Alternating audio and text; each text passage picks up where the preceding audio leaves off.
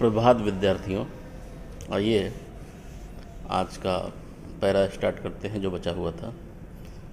कभी ऐसा भी होता कि जब मैं किसी जलसे में पहुंचता तो मेरा स्वागत भारत माता की जय इस नारे से जोर के साथ किया जाता। मैं लोगों से अचानक पूछ बैठता कि इस नारे से उनका क्या मतलब है। यह भारत माता कौन है जिसकी वे जय चाहते हैं। मेरे सवाल से उन्हें कुतूहल और ताज्जुब होता और कुछ जवाब न बन पड़ने पर वे एक दूसरे की तरफ या मेरी तरफ देखने लग जाते। मैं सवाल करता ही रहता।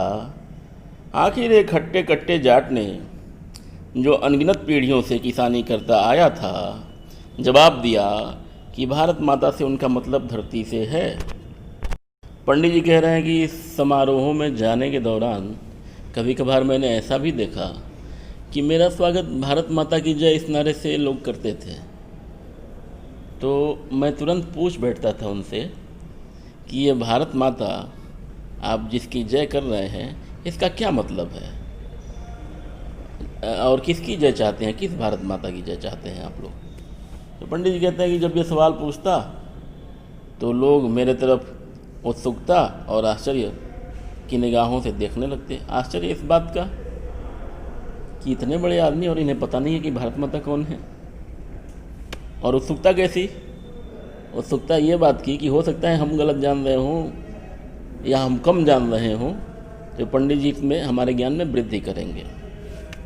तो जब तक पंडित जी कहते हैं कि लोग बताते नहीं थे कि भारत माता कौन है, किसकी जय जयकार आप कर रहे हैं, मैं प्रश्न पूछता रहता और एक सवाल का उत्तर देते तो फिर दूसरा प्रश्न शुरू कर देता था। तो कहा कि अचानक जब मैं पूछने लगा तो एक जाट ने, जो कि किसान था, उसने उत्तर दिया कि भारत माता से उनका मतलब धरती से है। अब देखिए प्रश्न का उत्तर आ गया। उस जाट ने क्या कहा कि जब हम भारत माता की जय बोलते हैं तो हमारा मतलब होता है हमारे इस भूमि की जय। तो फिर पंडित जी पूछ बैठते, कौन सी धरती? खास उनके गांव की धरती या ज़िले की या सूबे की या सारे हिंदुस्तान की धरती? अब जब वो कहते कि हम अपने भूमि की जय करते हैं, भारत माता हिंदुस्तान की धरती की जय करते हैं, तो पूछते थे कि धरती से आपका क्या मतलब है? केवल आपके गांव की धरती या आपके ज़िले की धरती या आपके राज्य की धरती? इस तरह सवाल जवाब चलते रहते, यहाँ तक कि वे ऊब कर मुझसे कहने लगते कि मैं ही बताऊं। और इस तरह पंडित जी हर उत्तर के बाद एक दूसरा प्रश्न पूछ देते थे। तो अंत में किसान ऊब कर उन्हीं से कहते कि फिर आप ही बताइए कि कौन है ये भारत माता। मैं इसकी कोशिश करता और बताता कि हिंदुस्तान वह सब कुछ है जिसे उन्होंने समझ रखा है।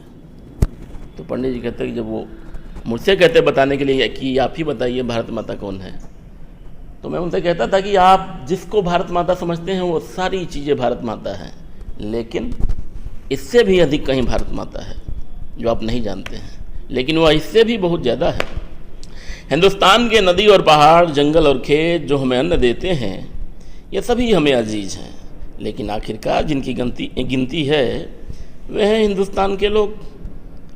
उनके और मेरे जैसे लोग जो इस सारे देश में फैले हुए हैं, भारत माता दरअसल यही करोड़ों लोग हैं। और भारत माता की जय से मतलब हुआ इन लोगों की जय का। तो पंडित जी कहते हैं, जब मैं कहता उनसे कि हिंदुस्तान में जितने भी नदी और पहाड़, जंगल, खेत हैं जो हमें अन्न खिलाते हैं, ये सभी हमें बहुत प्यारे हैं, लेकिन आखिरकार जब हम गणना करते हैं, गिनती करते हैं, तो इनकी गणना तो नहीं करते। गणना तो हम लोगों की करते हैं, गिनते तो हम लोगों को हैं।